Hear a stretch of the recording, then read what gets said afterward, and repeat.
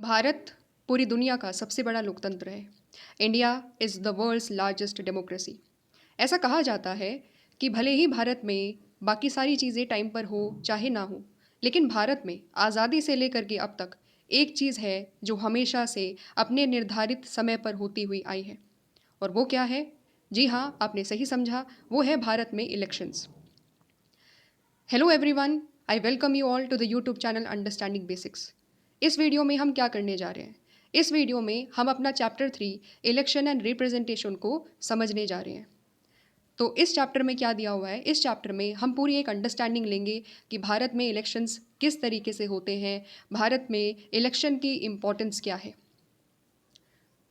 India को one of the world's successful democracy के तौर पर कहा जाता है। इसके बहुत सारे रीजंस हो सकते हैं, लेकिन one of the most important reason जो है जिसकी वजह से भारत में लोकतंत्र सक्सेसफुल हो पाया है, वो है फ्री एंड फेयर इलेक्शंस। तो भारत में जो चुनाव है वो फ्री और फेयर तरीके से हो पा रहे हैं आज़ादी से लेकर के अब तक। इसकी वजह से भी माना जाता है कि भारत एक सक्सेसफुल डेमोक्रेसी रहा है। तो इस चैप्टर में हम क्या करेंगे? इस चैप्टर में हम पूरी अंडरस्टैंडिंग लेंगे इलेक्शंस के बारे में। हम पूरा आइडिया लेंगे इलेक्शन किस तरीके से कंडक्ट कराए जाते हैं, इलेक्शन की इंपॉर्टेंस क्या है, इलेक्शन कमीशन ऑफ इंडिया ये बॉडी ये किस तरीके से हमारे यहाँ पर फ्री और फेयर तरीके से इलेक्शंस करवा रही है, और भी बहुत सारी चीज़ें हैं जो हम जानेंगे। ये पूरा का पूरा चैप्टर बहुत इंटरेस्टिंग चैप्टर होने वाला है, और इस पूरे चैप्टर को समझने के बाद being a citizen of this country हमें पता चल जाएगा कि भारत में इलेक्शन कितने सक्सेसफुल तरीके से हो रहे हैं, उसके रीजंस क्या है, और किस तरीके से जो जो इम्पोर्टेंट चीज़ है जो भारत के इलेक्शंस के बारे में हमें पता होनी चाहिए, वो सब कुछ हमें पता चल जाएगा। ठीक है, तो ये बहुत ज़्यादा इंटरेस्टिंग चैप्टर होने वाला है, और इस तरीके से हम पूरी की पूरी चीज़ों को अंडरस्टैंड करेंगे। तो शुरू करते हैं, थोड़ा सा इंट्रोडक्शन के बारे में देख लेते हैं कि आखिरकार इंट्रोडक्शन में दिया क्या हुआ है। इंट्रोडक्शन में कुछ 2-4 इंपॉर्टेंट चीज़ों के बारे में बात करी गई है। यहाँ पर 2 गेम्स के बारे में बात करी गई है। एक गेम है चेस, और दूसरा गेम जो यहाँ पर बताया गया है वो क्या है? वो आ जाता है यहाँ पर क्रिकेट। तो हमें पता है कोई भी गेम की अगर हम बात करें, चाहे चेस की बात करें चाहे क्रिकेट की बात करें, कुछ ना कुछ गेम्स में कुछ सर्टेन रूल्स को हमें क्या करना पड़ता है? हमें कुछ सर्टेन रूल्स को फॉलो करना पड़ता है। ठीक है, हमें क्या चाहिए? हर गेम में हमें एक इम्पार्शियल एम्पायर चाहिए जिसका डिसीजन हर कोई एक्सेप्ट करे। The decision must be accepted by all the players, क्योंकि तभी जा करके क्या होगा? तभी जा करके वो गेम फेयर तरीके से खेला जाएगा, है कि नहीं? है ना? तो अगर ये चीज़ एक गेम में लागू हो सकती है, तो ठीक यही चीज़ इलेक्शंस में भी लागू होती है। We need some machinery to conduct the elections in an impartial manner. तो हमें जब इलेक्शंस कंडक्ट कराना होता है तो भी हमें कुछ सर्टेन रूल्स चाहिए होंगे। ऐसे रूल्स जो हर पार्टी मानेगी, जो गवर्नमेंट मानेगी, और ऐसे रूल्स जो इंश्योर करेंगे कि हमारे यहाँ पर जो इलेक्शन चल रहा है, इलेक्शंस कंडक्ट कराया जा रहा है, वो एक इम्पार्शल तरीके से कंडक्ट कराया जाए। And that is why the basic decisions about the elections they are written down in the constitution of our democratic country. जब भारत आज़ाद हुआ, तो आज़ादी के टाइम पीरियड के जब भारत आज़ाद हुआ तो उस टाइम पीरियड में हम क्या कर रहे थे? हम अपने कॉन्स्टिट्यूशन को बना रहे थे। हमें पता था कि जैसे ही हमारी कॉन्स्टिट्यूंट असेंबली डिसॉल्व कर दी जाएगी, तो फिर उसके बाद भारत में इलेक्शन होगा। भारत में आज़ादी के बाद सबसे पहला इलेक्शन होने वाला था। तो इसके लिए हम क्या कर रहे थे? हमारे कॉन्स्टिट्यूशन मेकर्स क्या कर रहे थे? उस टाइम पीरियड में हम अपने कॉन्स्टिट्यूशन में अपने कुछ बेसिक रूल्स ऐड कर रहे थे, और वो रूल्स क्या थे? वो रूल्स थे कि भारत में इलेक्शन किस तरीके से कराया जाएगा। तो जितने भी इलेक्शन के रिगार्डिंग रूल्स थे, जितने भी इंपॉर्टेंट डिसीजन थे, इलेक्शन के रिगार्डिंग मेथड थे, ये सारी चीज़ें हमने कहाँ करी? ये सारी चीज़ें हमने अपने कॉन्स्टिट्यूशन में ऐड करी, ताकि हम उसी टाइम पीरियड में ऐसे रूल्स बना सके जो फेयर तरीके से हो, जो सभी के सभी लोग, सारी की सारी पार्टीज फॉलो करें, और उन रूल्स की वजह से हमारा जो इलेक्शन है वो हमेशा फ्री और फेयर तरीके से कंडक्ट कराया जा सके। तो जैसे ही हम कॉन्स्टिट्यूशन बना रहे थे, हमने अपने कॉन्स्टिट्यूशन में ही ये बेसिक रूल्स ऐड करे, और उन्हीं रूल्स के बेसिस पर आज भी हमारी कंट्री में क्या हो रहा है? आज भी हमारी कंट्री में जो इलेक्शंस हैं उसी तरीके से कंडक्ट कराए जा रहे हैं। तो इस पूरे चैप्टर में हम कौन कौन से इंपॉर्टेंट पॉइंट को अंडरस्टैंड करेंगे। सबसे पहला पॉइंट होगा डिफरेंट मेथड्स ऑफ इलेक्शन। हम भारत में समझेंगे कि कौन कौन से अलग अलग मेथड्स ऑफ इलेक्शन हैं। ठीक है, और हम लोग अपने यहाँ पर जो मेथड फॉलो किया जा रहा है, एफपीटीपी का सिस्टम है, उसको हम अंडरस्टैंड करेंगे। ये सारी चीज़ें हम समझेंगे। पूरी दुनिया में अलग अलग मेथड्स ऑफ इलेक्शन फॉलो हो रहे हैं, हम दुनिया के मेथड को भी समझेंगे कि वो अपने यहाँ पर अलग अलग कंट्रीज़ अपने यहाँ पर कौन से मेथड को फॉलो करते हुए इलेक्शंस करवा रही हैं। दूसरा पॉइंट हम क्या अंडरस्टैंड करेंगे? दूसरा पॉइंट हम अंडरस्टैंड करेंगे characteristics of the system of election adopted in the country. तो जो सिस्टम ऑफ इलेक्शन हमने यहाँ पर अपनी कंट्री में अडॉप्ट करा, उसके फीचर्स क्या है, क्या बेसिक फीचर्स है, हम उस चीज़ को अंडरस्टैंड करेंगे। तीसरा जो इंपॉर्टेंट पॉइंट है वो है importance of provisions for free and fair election. हम ये कह रहे हैं कि भारत की जो इंडिया में जो डेमोक्रेसी है उसके सक्सेस का रीज़न क्या है? Free and fair election. अगर ये free and fair election success का रीज़न है तो आखिरकार फ्री एंड फेयर इलेक्शन हम मेंटेन कैसे कर पा रहे हैं? हम ये अपनी कंट्री में इंश्योर कैसे कर पा रहे हैं कि भारत में जो भी इलेक्शन होगा वो फ्री होगा और वो फेयर तरीके से कंडक्ट कराया जाएगा? उसके पीछे रीजंस क्या है, हम उन रीजंस को समझेंगे। इसमें हम इलेक्शन कमीशन ऑफ इंडिया को पढ़ेंगे, इलेक्शन कमीशन ऑफ इंडिया के इंपॉर्टेंट रोल्स को हम समझेंगे। साथ ही साथ लास्ट पॉइंट रहेगा debate on the electoral reforms. हम लास्ट पॉइंट अंडरस्टैंड करेंगे कि आखिरकार भले ही हम ये कह रहे हो कि हम बहुत अच्छे तरीके से अपने यहाँ पर इलेक्शंस कंडक्ट करवा रहे हैं, बट फिर भी हर चीज़ में कुछ ना कुछ रिफॉर्म किया जा सकता है। तो जिस तरीके से हम अपने यहाँ पर इलेक्शंस कंडक्ट करा रहे हैं उसमें भी हम कुछ सर्टेन चेंजेस कर सकते हैं। वो चेंजेस क्या है, वो रिफॉर्म्स क्या है, हम उस चीज़ को भी अंडरस्टैंड करेंगे और इस तरीके से हमारा पूरा का पूरा जो चैप्टर है वो हो जाएगा कंप्लीट। समझ गए? तो ये सारा का सारा पूरा का पूरा एक ब्रॉड आउटलाइन है जो इस पूरे के पूरे टॉपिक में, इस पूरे चैप्टर में यही सारी चीज़ें हैं जो हम अंडरस्टैंड करेंगे। चलिए अंडरस्टैंड करते हैं हमारा सबसे पहला टॉपिक। सबसे पहले टॉपिक का नाम क्या है? सबसे पहले टॉपिक का नाम है इलेक्शंस एंड डेमोक्रेसी। ठीक है, तो दो शब्द दिए हुए हैं, इलेक्शंस और दूसरा शब्द क्या है? डेमोक्रेसी। ठीक है, डेमोक्रेसी क्या होती है, लोकतंत्र क्या होता है? लोकतंत्र का मतलब यही है कि वहाँ पर लोगों का राज होगा, है ना। डेमोक्रेसी दो शब्द से आता है, demos plus Kratos. Demos plus Kratos का मतलब होता है रूल ऑफ द पीपल। तो लोकतंत्र का मतलब क्या है? लोगों का रूल होगा। तो लोगों का रूल किस तरीके से होता है उसको हम अंडरस्टैंड करेंगे। डेमोक्रेसी आखिरकार फंक्शन कैसे करती है, डेमोक्रेसी में लोगों का भूमिका क्या होती है और लोगों के रिप्रेजेंटेटिव्स की, लोगों के नेताओं की क्या भूमिका होती है, हम उस चीज़ को समझेंगे। और हम ये समझेंगे कि जब भी किसी डेमोक्रेटिक कंट्री को रन करना होता है तो उस डेमोक्रेसी को चलाने के लिए क्यों इलेक्शन करवाने पड़ते हैं, क्यों हमें डेमोक्रेसी को चलाने के लिए इलेक्शंस की ज़रूरत पड़ती है। हम इन दोनों के बारे में रिलेशनशिप को समझेंगे। इसके लिए हमें दो क्वेश्चन को समझना पड़ेगा। सबसे पहला क्वेश्चन क्या है? Can we have democracy without holding election? पहला क्वेश्चन जिसके बारे में हमें सोचना है कि क्या हम डेमोक्रेसी हो सकते हैं, क्या हमारे यहाँ पर डेमोक्रेसी हो सकती है बिना इलेक्शंस को होल्ड करे? क्या बिना इलेक्शंस करवाए भी हम अपने आप को डेमोक्रेसी कह सकते हैं या नहीं? तो इस चीज़ को हम बहुत ज़्यादा डिटेल में अंडरस्टैंड करेंगे। ये तो हुआ पहला क्वेश्चन। हम समझने की कोशिश करेंगे कि डेमोक्रेसी में इलेक्शंस ज़रूरी क्यों हैं, ठीक है? और बिना इलेक्शन के भी क्या हम डेमोक्रेसी कह सकते हैं अपने आप को? तो ये सारी चीज़ें, इसके अंदर बहुत सारे सब टॉपिक्स हैं, उसको हम डिटेल में कवर करेंगे। तो ये फर्स्ट क्वेश्चन है। दूसरा क्वेश्चन जिसके बारे में हमें सोचना है, जो हम कवर करेंगे इस पूरे टॉपिक में, वो ये है that can we hold elections without having democracy? क्या हम इलेक्शंस को होल्ड कर सकते हैं बिना डेमोक्रेसी हुए भी? एक कंट्री है जो नॉन डेमोक्रेटिक कंट्री है लेकिन वो फिर भी इलेक्शंस करवा रही है, तो क्या वो जो इलेक्शंस करवाएगी, क्या वो फ्री फेयर तरीके से इलेक्शंस करवा पाएगी? क्या वो इलेक्शंस रिलायबल होंगे? ये सारी चीज़ें भी हम अंडरस्टैंड करेंगे। तो हम दो कंट्री का एग्जाम्पल लेंगे। पहली कंट्री जो डेमोक्रेटिक है, उस डेमोक्रेसी में किस तरीके से इलेक्शन करवाए जाते हैं। दूसरी कंट्री जो नॉन डेमोक्रेटिक कंट्री है, नॉन डेमोक्रेटिक कंट्री जैसे मोनार्की हो गया, ऑथोरिटेरियन कंट्री कोई हो गई, उसमें भी इलेक्शंस होते हैं लेकिन उसमें अंतर क्या होता है, वो जो इलेक्शन वहाँ पर हो रहे हैं वो क्यों हम उसको फ्री एंड फेयर तरीके से इलेक्शन नहीं कह सकते, हम उस चीज़ को भी समझेंगे। और हम पूरे के पूरे ये दो क्वेश्चन को समझने के बाद एक रिलेशनशिप को समझ पाएंगे कि इलेक्शंस एंड डेमोक्रेसी में आखिरकार एक संबंध क्या है, एक रिलेशनशिप क्या है, हम उस चीज़ को समझेंगे।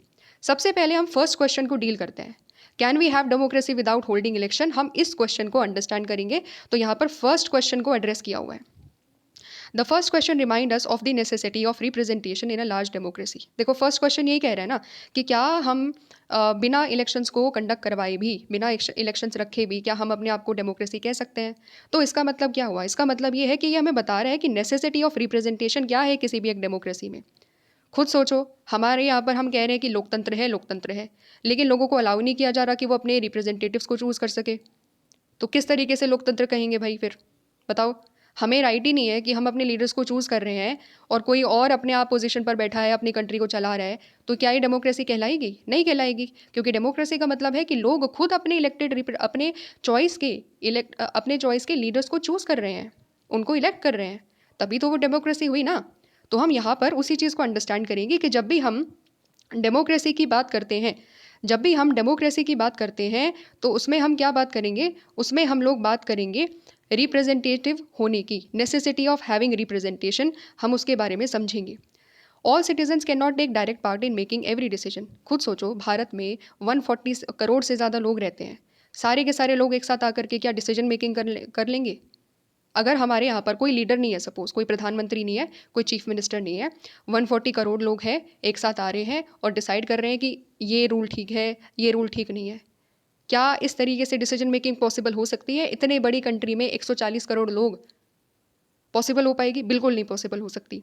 इसीलिए हमें क्या करना है, यहाँ पर हमें पता है कि जो सिटीजन्स हैं, सारे के सारे सिटीजन्स डायरेक्ट तरीके से पार्ट नहीं ले सकते हर डिसीजन मेकिंग में।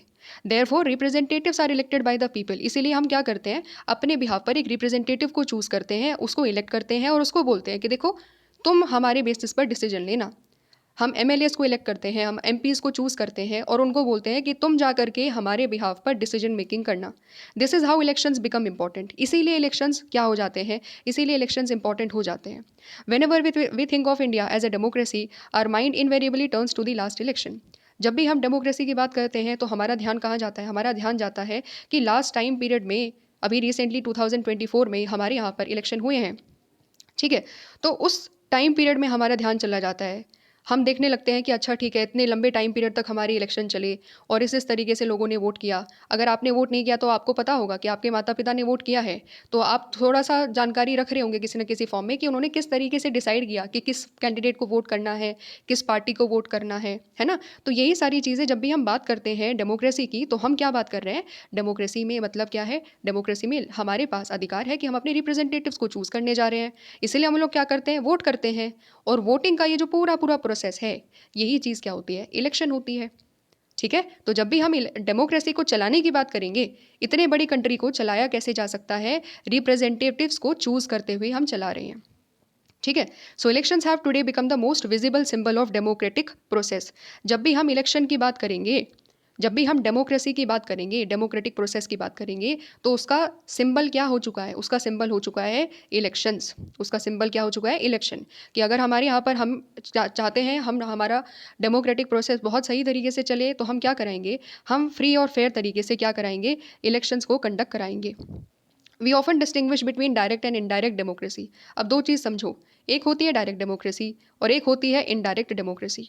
डायरेक्ट डेमोक्रेसी क्या है, जैसे नाम से ही समझ में आ रहा है, डायरेक्ट। डायरेक्ट का मतलब क्या है, citizens directly participate in the day to day decision making and in the running of the government. ठीक है?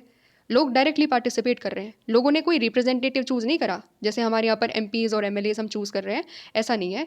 हम क्या कर रहे हैं, अगर आप एक जगह पर रहते हो तो आप जा कर के बाकी सभी लोगों के साथ मिलकर डिसाइड कर रहे हो कि ये रूल बनाना है, इस तरीके से ये रूल बनाया जाएगा और इस रूल से सब कंट्री, पूरा का पूरा जो एरिया है वो गवर्न होगा। इस चीज़ को हम कहते हैं डायरेक्ट तरीके से पार्टिसिपेशन करना, और इसको कहा जाता है डायरेक्ट डेमोक्रेसी, डायरेक्ट लोकतंत्र। कि अगर रूल बना रहे हैं तो हम लोग खुद रूल बना रहे हैं अपने लिए, रिप्रेजेंटेटिव्स नहीं बना रहे हैं। ठीक है? तो ये चीज़ कब पॉसिबल हो पाई थी, ये चीज़ ऐसा नहीं है आज के टाइम में, तो देखो ये चीज़ पॉसिबल नहीं है ना डायरेक्ट डेमोक्रेसी, क्योंकि लोग ही इतने सारे हो गए हैं, इतनी ज़्यादा करोड़ों में संख्या हो गई है, तो सारे के सारे लोग एक साथ आकर डिसीजन मेकिंग नहीं कर सकते, क्योस हो जाएगा, डिसीजन मेकिंग हो ही नहीं पाएगी कभी भी। तो ये चीज़ आज तो पॉसिबल नहीं है, बट इसका मतलब ये नहीं है कि कभी दुनिया में कभी भी डायरेक्ट डेमोक्रेसी पॉसिबल ही नहीं हो पाई, ऐसा नहीं है। हमारे सामने कुछ एग्जाम्पल्स हैं। The ancient city states in Greece, they were considered the examples of direct democracy. तो जो ग्रीस है, ग्रीस क्या है, कंट्री है, ठीक है? तो ग्रीस में क्या हो रहा है, ग्रीस में कुछ छोटे छोटे राज्य थे, उन राज्यों में डायरेक्ट डेमोक्रेसी हुआ करती थी। क्यों? क्योंकि पॉपुलेशन बहुत कम थी, 100-200 लोग एक साथ आकर के अगर डिसीजन मेकिंग करना चाहते हैं तो आराम से कर सकते हैं। ठीक है? तो इस तरीके से जो छोटे छोटे जो राज्य थे, वो क्या कर रहे थे, वो यहाँ पर डिसीजन मेकिंग कर रहे थे कि एक साथ ग्रुप में बैठ गए, डिसाइड कर लिया, डिस्कस कर लिया, 1-2 दिन तक डिबेट कर ली चीज़ों पर, और फिर उसके बाद फाइनली डिसीजन ले लिया। ठीक है? तो ये छोटे ग्रुप में तो पॉसिबल है, क्योंकि स्टार्टिंग में ये जो ग्रीस है वहाँ पर पॉपुलेशन भी कम थी, तो इसीलिए वहाँ पर डायरेक्ट डेमोक्रेसी का मॉडल फॉलो किया जा रहा था। ठीक है? तो एक एग्जाम्पल हमारे सामने हो गया एंशियंट ग्रीस, जिसमें सिटी स्टेट्स का मतलब क्या है कि उसके कुछ राज्य, जैसे भारत में बहुत सारे राज्य हैं, वैसे ही ग्रीस में भी छोटे छोटे स्टेट्स हुआ करते थे। एथेंस एक स्टेट हुआ करता था, तो वहाँ पर डायरेक्ट डेमोक्रेसी फॉलो किया जा रहा था। ठीक है? And many would consider the local governments, especially the Gram Sabhas, to be the closest examples of direct democracy. आज के टाइम में क्या होगा, आज के टाइम में हमारे यहाँ पर भी जो लोकल लेवल पर जो गवर्नमेंट एग्जिस्ट करती है, जैसे कि ग्राम सभा में क्या है, ग्राम सभा में गाँव में जितने भी लोग हैं अबव 18 ईयर्स जो वोट डाल सकते हैं, वो सब लोग एक साथ आएंगे, वो डिस्कस करेंगे कि हमारे गांव के लिए ये चीज़ अच्छी है, ये चीज़ करनी चाहिए, सड़क इस तरीके से बननी चाहिए, यहाँ पर बननी चाहिए, पहले इस तरीके से काम करना चाहिए। तो लोग एक साथ आकर के डिस्कस कर सकते हैं, है ना। कम जनसंख्या है तो आराम से आकर के जो भी बड़े बड़े लोग हैं, जो भी वोट डाल सकते हैं, वो सब एक साथ आकर डिस्कस कर सकते हैं। तो इसीलिए हमारे यहाँ पर जो ग्राम सभा है उसको हम लोग क्लोजेस्ट एग्जाम्पल के तौर पर देखते हैं कि हमारे यहाँ पर जो डायरेक्ट डेमोक्रेसी है उसका क्लोजेस्ट एग्जाम्पल क्या हो सकता है, उसका क्लोजेस्ट एग्जाम्पल हो सकता है हमारे यहाँ पर जो ग्राम सभा है, ठीक है। But this kind of direct democracy can not be practice when a decision has to be taken by lakhs and crores of people, है ना। ये चीज़ ऐसा नहीं हो सकता ना कि पूरी कंट्री लेवल पर हो जाए। एक गाँव में हो सकती है, एक गांव में हो सकती है क्योंकि कम जनसंख्या है, लोग एक दूसरे को जानते भी है, ठीक है, लोगों का कंसेंसस आराम से बन सकता है, लेकिन पूरी कंट्री लेवल पर ये चीज़ पॉसिबल नहीं हो सकती। That is why rule by the people usually means rule by the peoples representative. इसीलिए हम कहते हैं कि जब भी हम डेमोक्रेसी की बात करेंगे तो डेमोक्रेसी का मतलब क्या है, रूल बाय पीपल तो है, लोकतंत्र में लोगों का ही राज होता है, लेकिन डायरेक्ट राज नहीं होता। लोग क्या करते हैं, अपने रिप्रेजेंटेटिव्स को चूज़ करते हैं और फिर उनके रिप्रेजेंटेटिव्स उनके बिहाफ पर, लोगों के बिहाफ पर डिसीजन मेकिंग करते हैं, ठीक है। तो हमने दो प्रकार की डेमोक्रेसी को समझा, डायरेक्ट डेमोक्रेसी, इनडायरेक्ट डेमोक्रेसी। और फिर हम लोगों ने क्या समझा कि जब हम आज के टाइम में डेमोक्रेसी को प्रैक्टिस करते हैं तो हम कैसे करते हैं, लोग डायरेक्ट नहीं पार्टिसिपेट करते, रादर अपने रिप्रेजेंटेटिव्स के ज़रिए, एमपीज़ के ज़रिए, एमएलएज़ के ज़रिए डिसीजन मेकिंग में पार्टिसिपेट करते हैं। उनको चूज़ किया जाता है, एमपीज़ और एमएलएज़ को, और वो लोगों के बिहाफ पर लोगों की आवाज़ को उठाते हैं अपनी संसद में या फिर जो विधानसभा है वहाँ पर। आई होप चीज़ें क्लियर होगी। तो ये थोड़ा सा अंडरस्टैंडिंग हम लोगों ने चीज़ों के बारे में लिया। और भी है, यहाँ पर कुछ बात करी गई है। The method follow to choose those representatives is referred to as an election. तो इलेक्शन का बहुत सिंपल सा डेफिनेशन यहाँ पर दिया हुआ है। क्या दिया हुआ है कि जो मेथड हम फॉलो कर रहे हैं ताकि हम अपने रिप्रेजेंटेटिव्स को क्या कर सके, चूज़ कर सके, वो मेथड क्या है, इलेक्शन है। तो इलेक्शन क्या होता है, इलेक्शन पूरा प्रोसेस होता है जिसके ज़रिए हम अपने रिप्रेजेंटेटिव्स को क्या कर रहे हैं, चूज़ कर रहे हैं। पूरा का पूरा वो जो प्रोसेस है, उस प्रोसेस को क्या कहा जाता है, इलेक्शन कहा जाता है, ठीक है। तो ये एक अंडरस्टैंडिंग थी इलेक्शन के बारे में। तो क्या समझे हम लोग समझ रहे थे, पहला क्वेश्चन हम डील कर रहे थे जिसमें बताया गया था कि इलेक्शन और डेमोक्रेसी दोनों में संबंध क्या है। तो यहाँ पर हमने क्या समझा कि जब हम डेमोक्रेसी कह रहे हैं ना कि हम डेमोक्रेटिक कंट्री है, तो वो तभी हो पाएगी जब हम अपने यहाँ पर इलेक्शन करेंगे, क्योंकि हमें पता है जनसंख्या बहुत ज़्यादा है, तो हम लोग डायरेक्ट रूल नहीं कर सकते। आज के टाइम में डायरेक्ट रूल पॉसिबल नहीं है, इनडायरेक्ट तरीके से हम डेमोक्रेसी करेंगे। इसीलिए डेमोक्रेटिक कंट्री को चलाने के लिए आज के टाइम में क्या करना होता है, लोगों को अपने रिप्रेजेंटेटिव्स को चूज़ करना होता है, और उसी चीज़ को हम क्या कहते हैं, इलेक्शन कह देते हैं, ठीक है। Thus, citizens have a limited role in taking major decisions and in running the administration. इसलिए अगर हम लोगों के डायरेक्ट रोल की बात करेंगे ना, तो बहुत कम रोल होता है, मेजर डिसीजन में बहुत कम रोल होता है, क्योंकि डिसीजन मेकिंग कहाँ हो रही है, कानून कहाँ बन रहा है, विधानसभा में बन रहा है, ठीक है। सिमिलरली अगर आप देखोगे तो फिर संसद में बन रहा है। तो ये यहाँ पर लोग तो डायरेक्टली नहीं जा रहे ना, हम और आप तो नहीं जा रहे वहाँ पर, बैठ नहीं रहे हैं और वहाँ पर डिबेट नहीं कर रहे हैं हम लोग, हमारी बिहाफ पर हमारे नेता लोग जा रहे हैं और वो जा करके क्या कर रहे हैं, डिसीजन मेकिंग कर रहे हैं। इसीलिए सिटीजन्स का लिमिटेड रोल कहा जाता है कि सारी चीज़ें सिटीजन्स नहीं करते, सिटीजन्स के रिप्रेजेंटेटिव करते हैं जब भी डिसीजन मेकिंग की बात आएगी या फिर एडमिनिस्ट्रेशन करने की बात आएगी, ठीक है, देश को चलाने की बात आएगी, उसके रिगार्डिंग रूल्स वगैरह होंगे, तो नेता काम कर रहे हैं और नेता के साथ साथ में जो ब्यूरोक्रेट्स हैं वो मिल करके ये एडमिनिस्ट्रेशन वगैरह का काम जो है करते हैं। इसीलिए they are not very actively involve in making of the policies. इसलिए लोग बहुत ज़्यादा एक्टिवली इन्वॉल्व नहीं होते हैं, क्योंकि हमें पता है कि हमारे लीडर्स ये सारा काम करते हैं, ठीक है। तो ये इससे हम लोगों ने ये पैराग्राफ में बस यही बताया गया है कि किस तरीके से जो लोगों का रोल होता है, लोगों का जो रोल होता है वो कंपैरेटिवली इनडायरेक्ट डेमोक्रेसी में कम होता है, और उनके रिप्रेजेंटेटिव्स का रोल जो है डिसीजन मेकिंग में वो कंपैरेटिवली क्या होता है, ज़्यादा होता है, ठीक है। अब हम यहाँ पर नेक्स्ट इंपॉर्टेंट पॉइंट को समझते हैं, नेक्स्ट पैराग्राफ की तरफ चलते हैं। तो ये पूरा का पूरा हमने क्या डील करा, हमने फर्स्ट क्वेश्चन डील कर लिया कि डेमोक्रेसी होगी, अगर डेमोक्रेसी चलानी है तो इलेक्शन करवाने ही पड़ेंगे, उसकी इंपॉर्टेंस को समझ लिया।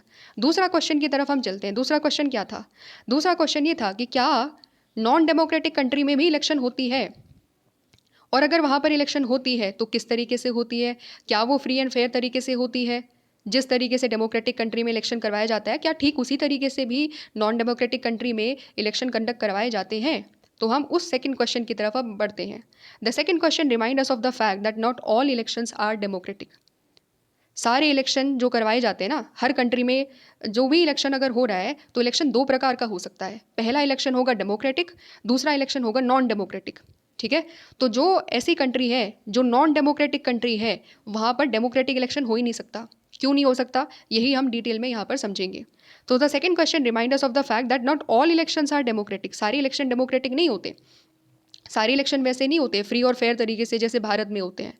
A large number of non democratic countries also hold election. बहुत सारी जो नॉन डेमोक्रेटिक कंट्री है, नॉन डेमोक्रेटिक कंट्री का मतलब यहाँ पर क्या हो गया, नॉन डेमोक्रेटिक कंट्रीज़ का मतलब यहाँ पर हो गया जैसे कि नॉन डेमोक्रेटिक कंट्रीज़ का मतलब है जो मोनार्की को फॉलो कर रही है। ठीक है, जो अथॉरिटेरियन लीडरशिप जहाँ पर आ गई है कि एक नेता आ गया और वही नेता वही जो है अपने आप को एक प्रेसिडेंट के तौर पर बना रहा है, उसके अलावा और किसी को वो अलाउ ही नहीं कर रहा कि कोई और लीडर आकर के रूल करे उस कंट्री को। एक ही पर्टिकुलर इंडिविजुअल बहुत सालों से रूल किए जा रहे हैं। बहुत सारे एग्जांपल्स अभी हम देखेंगे, आएगा वो पोर्शन भी। तो यहाँ पर उस कंट्री के बारे में हम बात कर रहे हैं, नॉन डेमोक्रेटिक कंट्रीज़ के बारे में हम बात कर रहे हैं।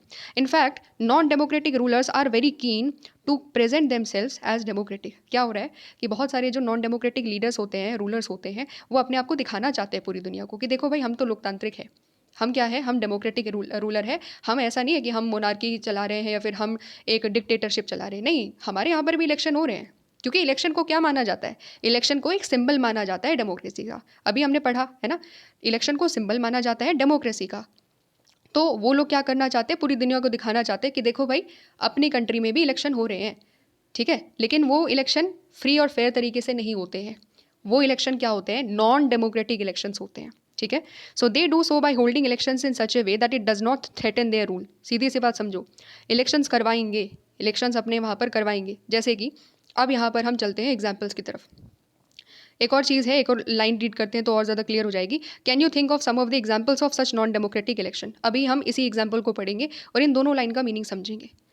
चाइना में चले जाओ, चाइना में क्या है, क्या किसी लीडर की पावर है कि चाइना के जो लीडर है शी जिनपिंग उसको हटा दे। अभी हटा ही नहीं सकते, कितने टाइम पीरियड तक वही चलेंगे। अभी शी जिनपिंग को कोई हटा नहीं सकता। और वहाँ पर क्या हो रहा है, चाइना में इलेक्शंस होते हैं। ठीक है, चाइना में इलेक्शंस होते हैं, लेकिन वो एक नॉन डेमोक्रेटिक कंट्री है।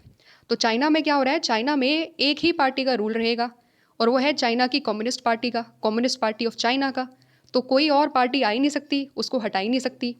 ठीक है, तो जितना लंबा टाइम पीरियड तक है उसी पार्टी के जो लीडर है वही लीडर वहाँ पर चलेंगे।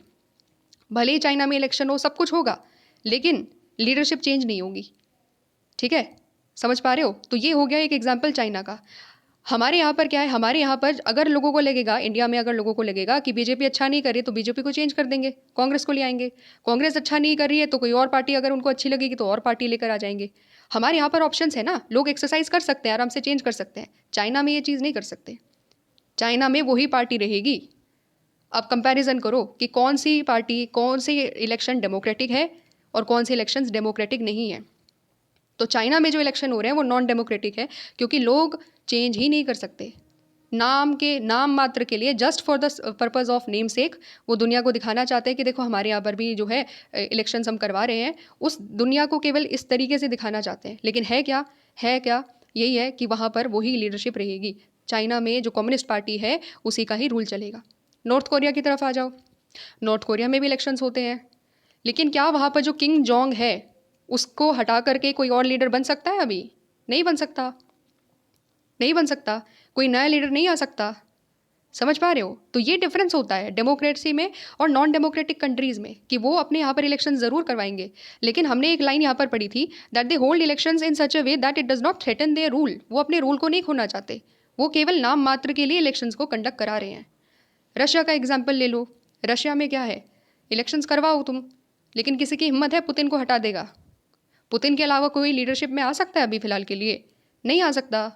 तो कहने के लिए, कहने मात्र के लिए ये सारी कंट्रीज़ डेमोक्रेसी है, लेकिन लीडर एक ही रहेगा, लीडर को आप चेंज नहीं कर सकते। ठीक है, लोग इलेक्ट करें चीज़ों को, इलेक्शंस वगैरह सब कराए जाएंगे दुनिया को दिखाने के लिए कि हमारे यहाँ पर फ्री और फेयर इलेक्शन है, सब कुछ है, लेकिन केवल दिखाने के लिए। क्योंकि लोगों के पास पावर ही नहीं है कि वो चेंज कर सके, लीडर तो सेम ही रहेगा।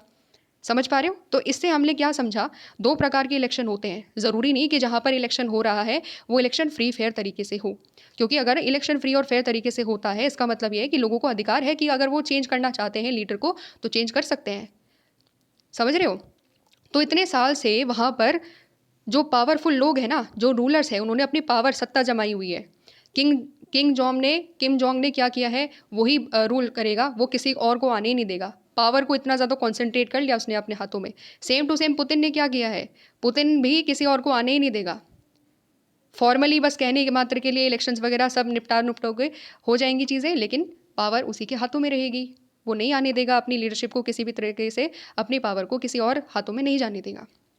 ठीक है, तो ये क्या है, ये है difference between democratic elections and non democratic elections. ठीक है, so what can be done to ensure that the elections in a country would be conducted in a democratic way. अब हम यहाँ पर क्वेश्चन क्या कर रहे हैं, अब यहाँ पर हम क्वेश्चन कर रहे हैं कि कैसे हम ये इंश्योर कर सकते हैं कि किसी भी कंट्री में जो इलेक्शंस होंगे वो डेमोक्रेटिक तरीके से कंडक्ट कराए जाएंगे। क्योंकि हमने डिफरेंस समझ लिया कि सारे इलेक्शंस डेमोक्रेटिक हो ऐसा ज़रूरी नहीं है। बहुत सारी जो नॉन डेमोक्रेटिक कंट्रीज़ है, इवन वहाँ पर भी क्या हो रहे हैं, इवन वहाँ पर भी इलेक्शंस होते हैं, but they can't be called as democratic elections. तो इलेक्शंस दो प्रकार के होते हैं। तो इंडिया में जो इलेक्शन हो रहा है वो फ्री और फेयर तरीके से हो रहा है, क्योंकि हमारे पास पूरे ऑप्शन है। हम जब चाहे किसी भी पार्टी को, किसी भी कैंडिडेट को चेंज कर सकते हैं। ठीक है, हमारे पास ऑप्शंस है। लेकिन चाइना में लोगों के पास ऑप्शंस नहीं है, नॉर्थ कोरिया में लोगों के पास ऑप्शंस नहीं है, रशिया में लोगों के पास ऑप्शंस है ही नहीं। कोई और वहाँ पर पुतिन को या इनके जो लीडर्स है उसको चैलेंज करने आ ही नहीं सकता। लेकिन हमारे यहाँ पर कोई जो पीएम है या फिर कोई अगर सीएम है उसको चैलेंज करने के लिए दूसरा कैंडिडेट आराम से आ सकता है, क्योंकि हमारे यहाँ पर हमारा कॉन्स्टिट्यूशन अलाउ करता है कि कोई भी कंटेस्ट कर सकता है इलेक्शंस को। ठीक है, समझ रहे हो? तो ये डिफरेंस होता है।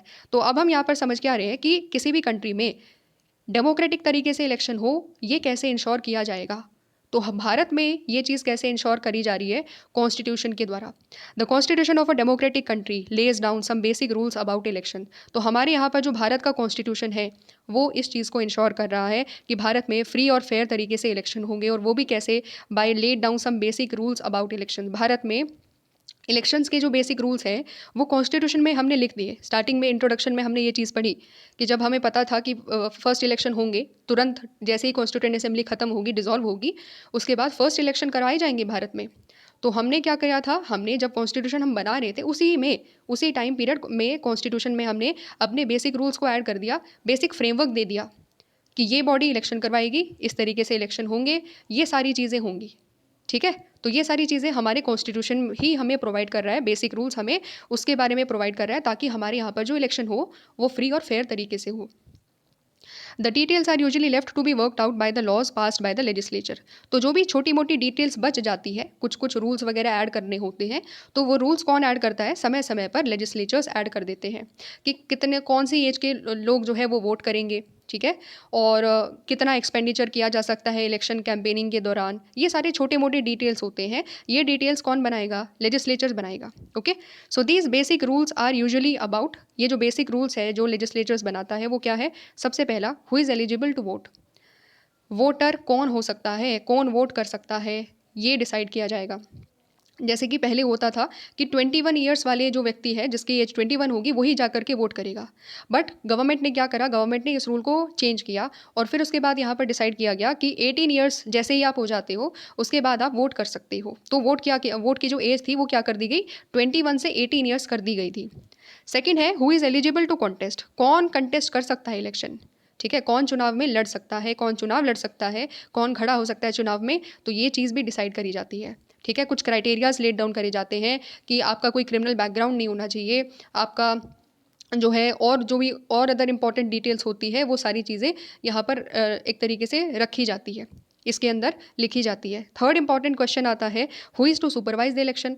इलेक्शन को सुपरवाइज कौन करेगा, कौन देखेगा कि हर इलेक्शन सही तरीके से कराया जा रहा है, कहीं इलेक्टोरल मैल प्रैक्टिसेस तो नहीं हो रही, कहीं किसी को लालच वगैरह दे करके तो वोट नहीं लिया जा रहा, और सही जगह पर हर जगह पर वोटिंग सही तरीके से काउंट की जा रही है कि नहीं की जा रही है, कहीं धोखाधड़ी तो नहीं हो रही किसी भी तरीके से, कहीं ईवीएम के साथ टैंपरिंग तो नहीं करी जा रही। ये सारी चीज़ें कौन देखेगा, election commission of India. Election commission of India कि ये जो बॉडी है ये किसने बनाई, कॉन्स्टिट्यूशन ने बनाई, ठीक है। तो ये सारी चीज़ें हमारे पास कौन दे रहा है, कॉन्स्टिट्यूशन दे रहा है। एंड कुछ रूल्स क्या हो रहे हैं, कुछ रूल्स हमारे लेजिस्लेचर बनाते हैं टाइम टाइम पर।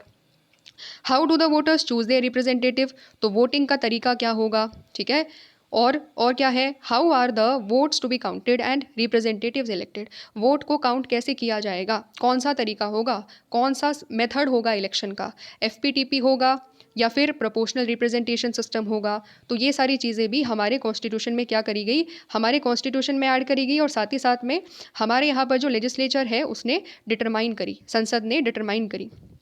So like most democratic constitutions अगर हम देखेंगे, the constitution of India answers all this question, ये जितने भी क्वेश्चन अभी हमने देखे ये सब कुछ हमारा कॉन्स्टिट्यूशन हमें आंसर देता है।